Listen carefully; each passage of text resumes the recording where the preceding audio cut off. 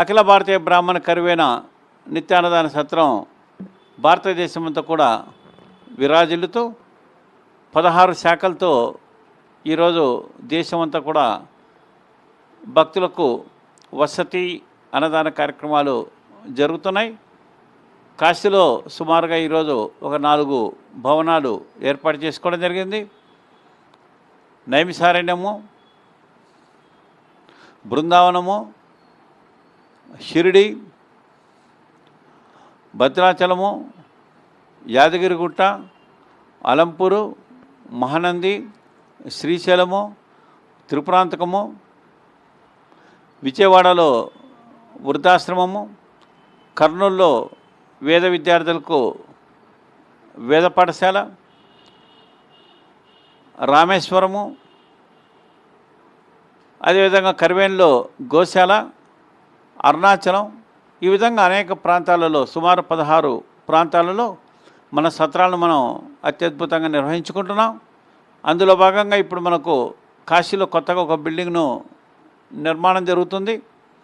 1 సంవత్సరం 2 సంవత్సరాల్లో ఆ నిర్మాణం పూర్తి కావచ్చు. తిరుపతిలో కూడా ఇప్పుడు మనం సత్రాన్ని ప్రైవేటు భవనంలో ఏర్పాటు చేశాం. బహుశా మార్చి 9వ తేదీన తిరుపతిలో కొత్త భవన నిర్మాణానికి శంకుస్థాపన జరగవచ్చు.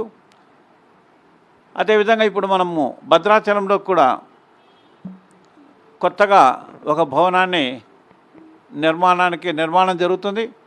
త్రిపురాంతకంలో కూడా కొత్త సత్రం నిర్మాణం జరుగుతుంది.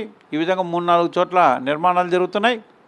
అయితే వీటన్నిటికన్నా ముఖ్య విశేషం ఏంటి అంటే అరుణాచలంలో మనము రమణ మహర్షి ఆశ్రమానికి దగ్గర టాస్ నగర్లో మన కరివేన సత్రం తరపున 5 అంతస్తుల భవనాన్ని నిర్మించడం జరిగింది. మొత్తం 40 రూములు నిర్మాణం పూర్తయిపోయినాయి.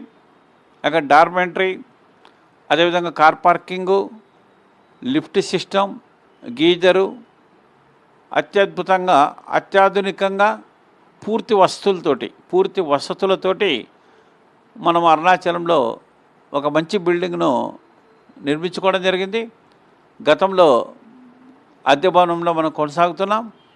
అయితే మన బ్రాహ్మణ సోదరమణుల యొక్క సహాయ సహకారాలతో, వారు అందించిన విరాళాలతో ఈరోజు మనం కొత్త భవనాన్ని నిర్మాణం పూర్తయిపోయింది. మనం ఫిబ్రవరి 22వ తేదీన అరుణాచలంలో ఉన్న కొత్త భవనాన్ని మనం ప్రారంభించుకుంటున్నాము.